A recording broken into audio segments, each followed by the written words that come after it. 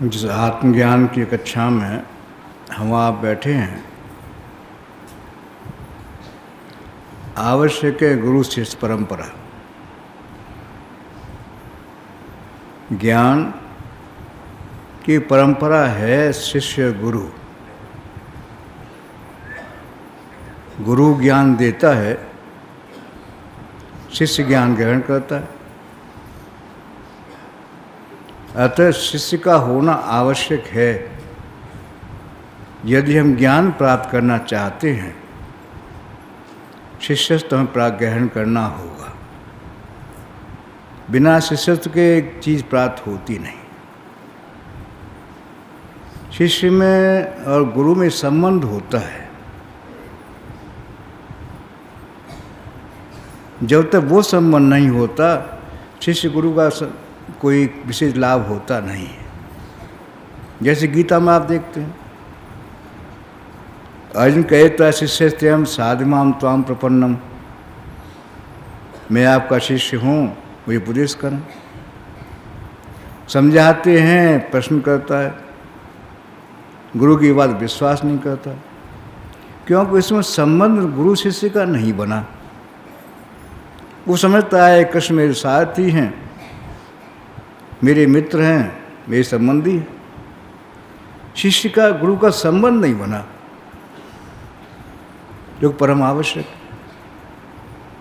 चाहे पुत्र पिता हो या गुरु शिष्य हो, वो संबंध आवश्यक होता है कि ऐसा संबंध बन जाए।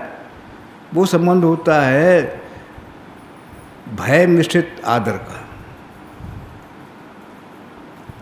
जिसे अंग्रेजी में कहते हैं रिवरेंशियल फियर। आदर और भय दोनों मिल करके उसमें भर जाते हैं, तब वो सुनता है गुरु क्या कहते हैं।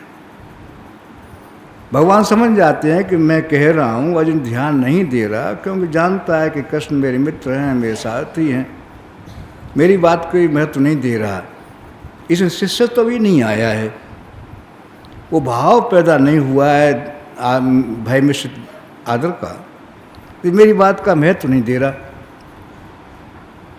वो जानते हैं, इसलिए वो अपना विराट स्वरूप दिखलाते। देख भाई अर्जुन, मैं इतना ही नहीं हूँ, तेरा मित्र ही नहीं हूँ, बल्कि मैं साक्षात ईश्वर हूँ। देख, जब विराट स्वरूप देखता है उसे देखो, हाँ अरे हाँ, उतने कृष्ण नहीं है।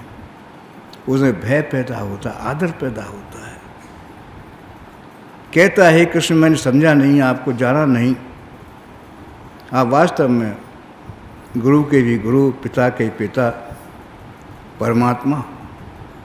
उसमें भाव पैदा हुआ कि हाँ ये मुझसे बड़े हैं, मुझसे सीनियर हैं, मुझसे ज़्यादा जानते हैं। एक आदर में से भय पैदा हुआ, तब भगवान बात समझा। ऐसे ही शिष्य गुरु में एक आदर मिश्र भय आवश्यक है। आदर भी हो, भय भी हो, दोनों चीज़ें होनी आवश्यक हैं। जब तक ये भाव नहीं होगा, शिष्य को संबंध बनता नहीं है। परम आवश्यक है शिष्य गुरु में आदर में से भय होना चाहिए। तब वो सुनता है गुरु क्या कह रहे हैं, क्या चाहते हैं, क्या। गुरु धन से खुश नहीं होता। ये नहीं उसे धन दे दिया खुश हो गया गुरु, ऐसी बात नहीं है। गुरु वस्त्रों से खुश नहीं होता, वो सम्मान से खुश नहीं होता। ये तो वो जाता है, वो देता है। जो कोई धन आज आपके पास है, गुरु का दिया हुआ, सारा सब उसी का है, फिर देने से कोई लाभ क्या होता है। कैसे प्रसन्न हो, गुरु भी हो और प्रसन्न भी हो जाए। जैसे अभी हम प्रिय डॉक्टर मोहित से सुन रहे थे, गुरु के प्रति गुरु में आदर भाव पैदा हो जाए, गुरु द्रवित हो जाए। उपाय क्या है? गुरु महाराज ने बताया, भाई गुरु इससे खुश नहीं होता। गुरु खुश होता है इसके मिशन से सेवा करना। मिशन सेवा से गुरु प्रसन्न होता है। और ये बात मैंने परम पूज्य पंडित महाराज में देखी। हमने आपने सबने देखा, गुरु महाराज की बात को कहाँ कहाँ तक फैला दिया। कहते नहीं। ये जो आयोजन होते हैं जहाँ गुरु महाराज का विचार फैलाया जाता है, जिन्हें हम भंडारा कहते हैं, वहाँ गुरु का विराट स्वरूप पैदा होता है। ये जो आयोजन यहाँ हो रहा है ये साधारण आयोजन नहीं है, ये गुरु का विराट स्वरूप है, साकार स्वरूप, विराट स्वरूप है।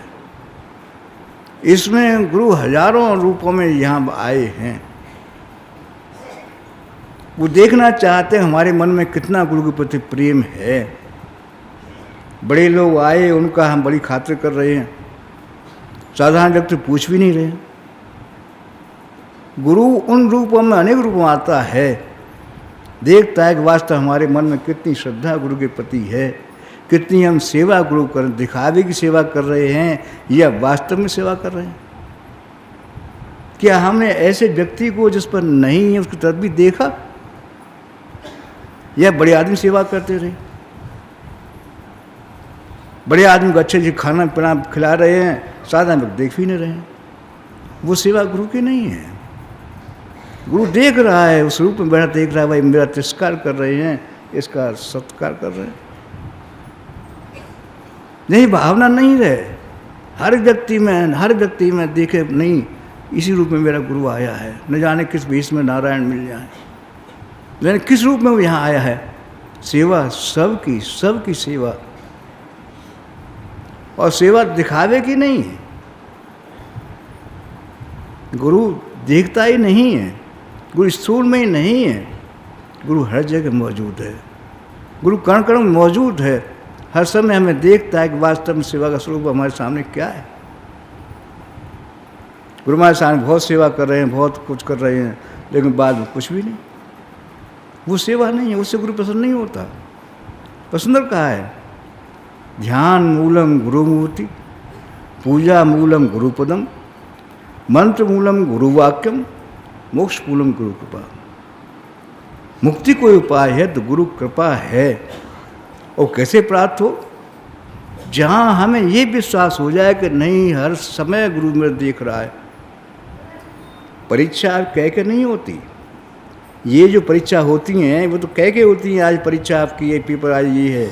ये जो परीक्षा होती है, गुरु के दरबार में परीक्षा होती हैं, हर समय होती हैं। गुरु स्थूल में नहीं, सूक्ष्म में हमें देखता है, तब भाई क्या हो रहा है, मेरे हृदय को देखता है, मेरे हृदय में भाव क्या है, सेवा कर रहा हूँ किस भाव से कर रहा हूँ, कैसे कर रहा हूँ, दिखावे में कर रहा हूँ या वास्तव में कर रहा हूँ। गुरु देखता है। मैंने देखा परम पूज्य पंडित महाराज जीवन को, मैंने बड़ी गहराई से देखा।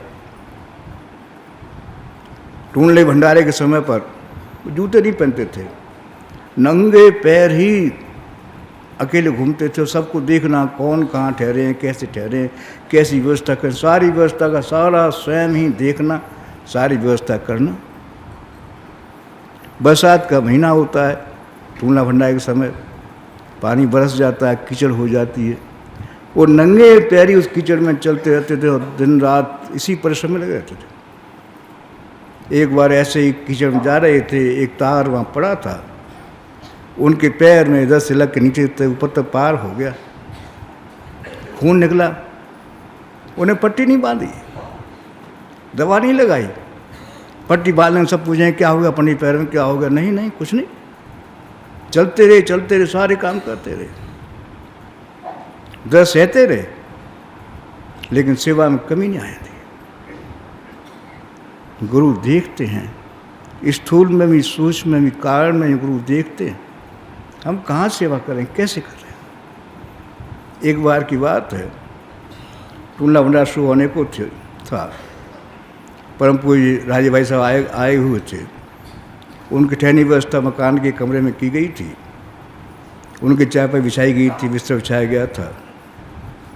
दोनों बहुत देर बात करते रहे। मैं वहाँ बैठा था। जब समय ज़्यादा हो गया तो पंडित महाराज ने कहा कि जाओ आराम करो आप। उनके लिए भी एक पलंग मंगाया गया पंडित महाराज के लिए कि बिछा दें, आप भी आराम कर लें। राजभाई साहब का आप भी आराम कर लें, पलंग लगा दें। पर उन्होंने कहा नहीं हम ज़मीन पर सोएंगे। उन्होंने कहा नहीं तो हम भी नहीं ज़मीन सोएंगे। उन्हें बहुत कहा राजभाई साहब नहीं, मैं पंडित आप भी पलंग पर सोएंगे, आप सोएंगे तो मैं सोऊंगा नहीं, मैं भी ज़मीन सोऊंगा। और ठीक है बिछा दो। पलंग बिछ गया, राजा वहाँ से चले गए। मैं उसी कमरे में सोता था, मुझसे किवाड़ बंद कर दो, किवाड़ बंद हो गया। मुझसे कहा बिस्तर हटाओ, इससे चाबी खड़ी कर दो, चाबी अंदर कमरे में खड़ी कर दी, खड़ी कर दो और नीचे बिछा दो। मैंने बहुत कहा कि नहीं नहीं, तुम जानते नहीं हो, इतने लोग आए जमीन पर सो रहे हैं, हम पलंग पर सोएंगे? कोई देख नहीं रहा था वहाँ। उन्होंने कहा नहीं नहीं, ये नहीं, इतने भाई आए जमीन सो रहे हैं, हम पलंग पर नहीं, जमीन हम ही सोएंगे। और जमीन पर सोए। गुरु देखता है, वहाँ कोई देख नहीं रहा था, लेकिन गुरु देखता है। गुरु वहाँ पर है, हमारे हर चीज़ को देख रहा है, हर विचार को देख रहा है। इसलिए जहाँ ये विश्वास हो जाता है नहीं गुरु महाराज सर्वत्र हैं और मैं सेवा कर रहा हूँ, उस सेवा फल वो होता है जहाँ गुरु द्रवित हो जाता है। और जाने कितना क्या देता है, कोई कहने की बात नहीं, कितना देता है, कितना देता है। वास्तव में आवश्यक यही है, सेवा दिखावे की नहीं, सेवा भाव से। हर व्यक्ति की सेवा, खास व्यक्ति नहीं, हर व्यक्ति की सेवा, हर एक के लिए सुविधा करने का प्रयास करना, भाई सबके लिए सुविधा हो जाए। क्योंकि हर व्यक्ति में गुरु महाराज आए हैं, हर व्यक्ति में गुरु महाराज हैं। हमें ये भावना पैदा हो जाती है तो गुरु कृपा कर देते हैं और जीवन का बहुमूल्य चीज़ प्राप्त हो जाती है, जीवन का श्रेयस प्राप्त हो जाता है। ये अध्यात्म ज्ञान केवल आत्मा परमात्मा का विचार नहीं है, अध्यात्म ज्ञान ईश्वर का दर्शन मात्र ही नहीं है, बल्कि आप में भावना भर जाए जहाँ हर व्यक्ति में ईश्वर को देखें, हर एक की सेवा करना अपना कर्तव्य समझें। दीनहीन में भी वही, बड़े में भी वही, सब में वही देखेंगे, तब गुरु द्रवित हो जाता है और माला माल कर देता है। आज अवस्था ऐसी की है।